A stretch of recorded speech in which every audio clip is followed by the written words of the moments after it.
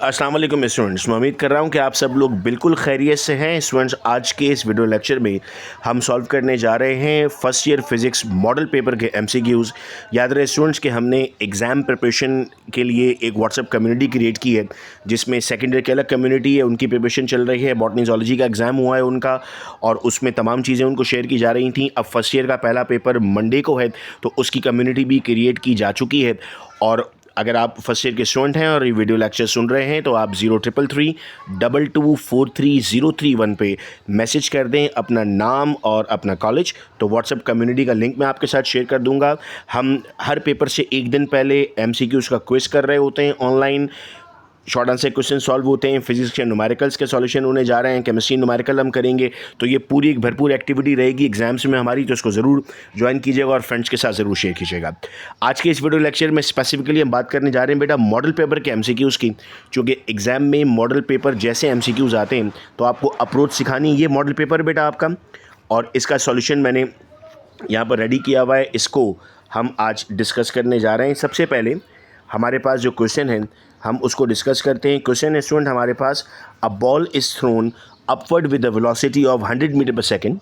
यानी आपको ये जो 100 मीटर पर सेकेंड दिया हुआ है, ये आपकी इनिशियल वेलोसिटी है। The time it takes to reach the ground, यानी वापस आने का। तो इस बॉल को आपने ऐसे ऊपर फेंका और ये वापस नीचे आई। आपको कहता है कितनी देर में नीचे आई। हम ये जानते हैं कि जब मैक्सिमम हाइट पर हम पहुँचते हैं तो फाइनल वेलोसिटी ज़ीरो हो जाती है। अगर मैं फर्स्ट इक्वेशन ऑफ मोशन का इस्तेमाल करता हूँ, V F is equal to V I plus A T, तो ये जो ए है वो जी बन जाएगा बेसिकली हमारे पास। ठीक है, अब हमने यहाँ पर कहा सर वी एफ को तो हमने ज़ीरो कंसिडर कर लिया, तो V I divided by A is equal to time हो जाएगा। चूँकि वी आई अगर मैं उस तरफ ले जाता हूँ और ए यहाँ पर मल्टीप्लाई हो रहा है, डिवाइड हो जाएगा। तो 100 को स्टूडेंट्स हम डिवाइड करेंगे 10 से, तो आंसर 10 आता है। अच्छा, अब स्टूडेंट क्या समझते हैं, 10 आंसर आ गया? नहीं, उसने कहा वापस कितनी देर में आएगा। तो बच्चों अगर गया ऊपर 10 सेकंड में, तो वापस भी कब आएगा?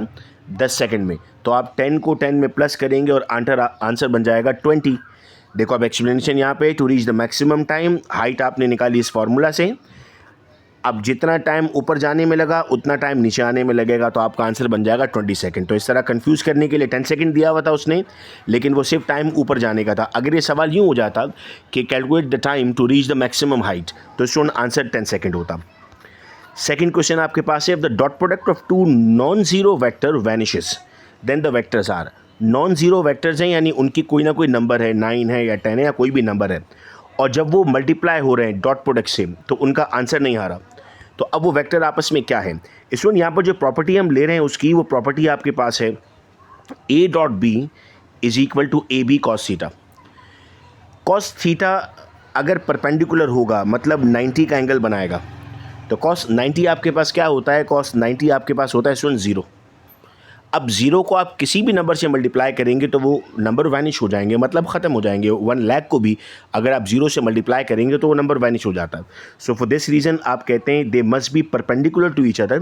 वो चाहता है तो आपको सिंपल करके भी कह सकता था, लेकिन उसने थोड़ा सा कॉम्प्लिकेट किया सवाल को आपके लिए। फिर क्वेश्चन है, this force is also called as a self adjusting force.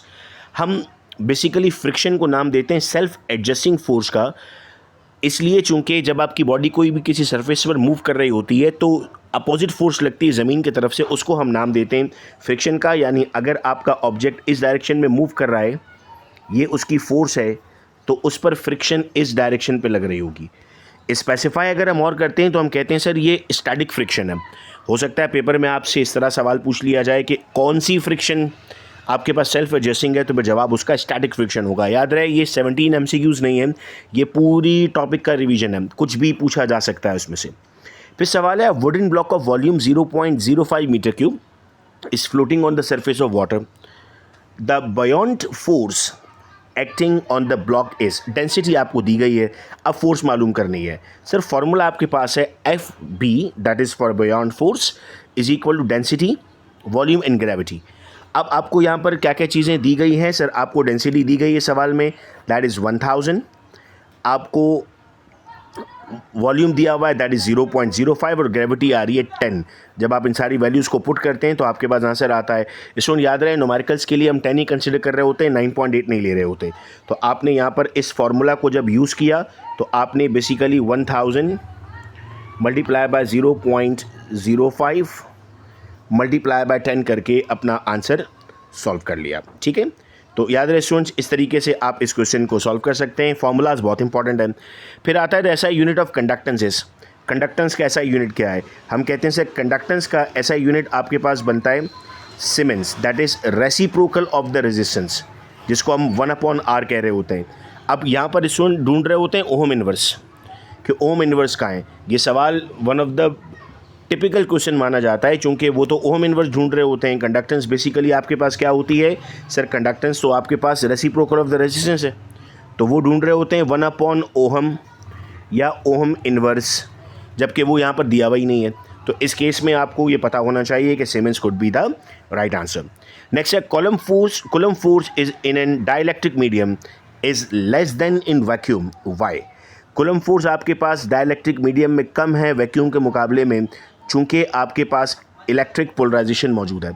So the explanation is when a dielectric material is placed between charges, यानी अगर मैं यहाँ पर कहता हूँ आपको कि इस तरह आपके पास ये दो चार्जेस मौजूद थे और बीच में हमने एक मीडियम ऐड करने की बात कर दी है। So the molecule polarize and create an internal electric field that will partially cancel out the original field. इनकी अपनी फील्ड बन जाएगी तो आपके पास नेट फोर्स कम हो जाएगी। अगर बीच में वैक्यूम था तो आपके पास कोई चार्ज मॉलिक्यूल ही मौजूद नहीं था। फिर क्वेश्चन है displacement time graph for simple harmonic motion is. याद रहे बेटा, डिस्प्लेसमेंट टाइम ग्राफ की एक तो आप बात कर रहे हैं और आप बात कर रहे हैं सिंपल हार्मोनिक मोशन के लिए, तो आप कहते हैं sir it will be a sine curve. Sine curve कैसे होगा सर? यहाँ पर आपके पास फॉर्मूला मौजूद है, ये आपके पास गिवन फॉर्मूला होता है। Displacement is a periodic function of time, ये टाइम का पीरियोडिक फंक्शन है, तो it is represented by this equation. इसमें आपके पास साइन कर्व आ रहा है। स्टूडेंट अक्सर ये सोचते हैं कि सर डिस्टेंस टाइम ग्राफ है तो इसको तो स्ट्रेट लाइन होना चाहिए था, लेकिन यहाँ पर जो चीज़ कन्फ्यूज़ करने के लिए दी गई है वो सिंपल हार्मोनिक मोशन दी गई है, कि वो सिंपल हार्मोनिक मोशन की बात कर रहा है आपसे। अगर इस सिंपल हार्मोनिक मोशन को मैं हटा दूं तो डिस्प्लेसमेंट टाइम ग्राफ आपको बेसिकली सिंपल वेलोसिटी देता है, लेकिन वो आपके पास लीनियर ऑब्जेक्ट्स के लिए होता है। हर एमसीक्यू में आप देख रहे हैं कि एक ट्रिक मौजूद है, एक एक लफ्ज़ आपके पास कितना इंपॉर्टेंट है। फिर क्वेश्चन है Doppler effect is use in the medical imaging technique. Doppler effect को हम मेडिकल इमेजिंग टेक्निक में कहाँ इस्तेमाल कर सकते हैं? तो हम कहते हैं sir we use in ultrasound. कैसे इस्तेमाल करते हैं? Doppler ultrasound now will measure the change in frequency of the sound waves reflected of moving an object, यानी कोई ब्लड सेल मूव कर रहा है उससे। अब हम यही कहते हैं ना, किसी भी चीज़ की फ्रीक्वेंसी और वेलोसिटी के लिए मालूम किया जा रहा होता है, तो आप यहाँ पर चेंज ऑफ फ्रीक्वेंसी और वेलोसिटी मालूम करते हैं। फिर क्वेश्चन है the superposition of signal wave on a carrier wave is called as, so it is called as modulation. ये डेफिनेशन है, याद रहे स्टूडेंट्स, पेपर में आपको मॉड्यूलेशन की डेफिनेशन भी आ सकती है। डिफाइन मॉड्यूलेशन, तो आप कहेंगे sir modulation is the process of encoding information on to a high frequency carrier wave of transmission. तो ये एमसीक्यूज़ दोनों तरीक़ों से आपके लिए इंपॉर्टेंट कंसीडर होंगे। फिर है the unit of electric flux. आप देख रहे हैं सर ऐसा यूनिट बहुत पूछे जा रहे हैं, इसका मतलब फार्मूला अगर हमने याद कर लिए हैं तो यूनिट करना हमारे लिए बहुत ईजी है। So the unit of electric flux is newton dot metre square per coulomb. क्यों है सर? चूँकि अगर हम अब इसके फार्मूला की तरफ जाएंगे तो फार्मूला से आपके पास इसका यूनिट कैलकुलेट हो जाता है। Electric flux the product of electric field and the area. So यहाँ पर अगर हम इसका फार्मूला जनरेट करने की कोशिश करें तो हम कहते हैं sir it is the product field and the area, यानी N/C इंटू मीटर स्क्वायर हो जाएगा। तो अभी हमने कहा N.m²/C, चूँकि एरिया हम मीटर स्क्वायर में कैलकुलेट करते हैं। The resistance of super conductor below a critical temperature is, sir below a critical temperature आपके पास वैल्यू 0 आ जाएगी। हम कहते हैं sir super conductivity is basically a state where electrical resistance vanishes. कोई रेजिस्टेंस आपके पास नहीं होगी, तभी हम कहते हैं it is for 0। In simple harmonic motion the kinetic energy is maximum at. अब ये आपके पास टॉपिक है इंटर कन्वर्जन ऑफ एनर्जी। आपने कहा sir this is the pendulum, ये आपके पास यहाँ मूव कर रहा है ऑब्जेक्ट और फिर आपके पास यहाँ मूव कर रहा है ऑब्जेक्ट। ये आपके पास मीन पोजीशन है। इंटर कन्वर्जन का मतलब होता है एक एनर्जी दूसरी एनर्जी में कन्वर्ट हो रही हो। हम कहते हैं ये पॉइंट ए है, ये पॉइंट बी है, ये पॉइंट सी है। तो पॉइंट ए पर हम कहते हैं काइनेटिक एनर्जी मैक्सिमम है और पोटेंशियल मिनिमम है। फिर जब आप बी पर जाते हैं तो पोटेंशियल मैक्सिमम होती है, काइनेटिक मिनिमम हो जाती है। फिर जब आप ए पर आते हैं तो पोटेंशियल मिनिमम हो जाती है, काइनेटिक मैक्सिमम होती है। फिर सी पर आपके पास चूँकि हाइट पर है ना, तो फिर काइनेटिक कम हो गई, पोटेंशियल बढ़ गई। तो उसने आपसे अब सवाल क्या पूछ लिया, सवाल पूछ लिया आपसे एसएचएम में काइनेटिक एनर्जी कहाँ मैक्सिमम होगी, तो हम कहते हैं सर मीन पोजीशन पे। बी और सी कहलाएगा एक्सट्रीम पोजीशन और ए कहलाएगा मीन पोजीशन, ठीक है। फिर क्वेश्चन है the dimension of angular momentum. Student याद रहे डायमेंशन से भी एक क्वेश्चन आपको लाजिम मिलता है और डायमेंशन के लिए भी फॉर्मूला आपको आना चाहिए। एंगुलर मोमेंटम का आपके पास फॉर्मूला क्या होता है, L = mv/r। आइए ये आपको साथ साथ सॉल्व भी कराऊँ अगर, तो आप कैसे कैलकुलेट करते हैं डायमेंशन को।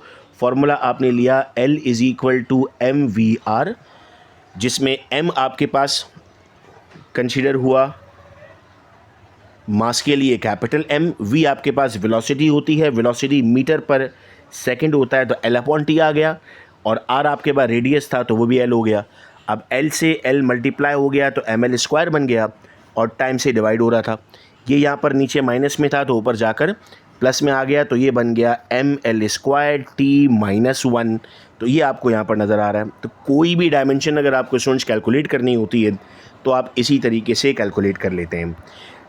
उम्मीद करता जा रहा हूँ कि तमाम चीज़ें आपको समझ में आती जा रही हैं और इंशाल्लाह चैनल पर रहेंगे आप लोग तो बहुत सारी इंपॉर्टेंट चीज़ें इस तरह आपके साथ शेयर की जाएंगी।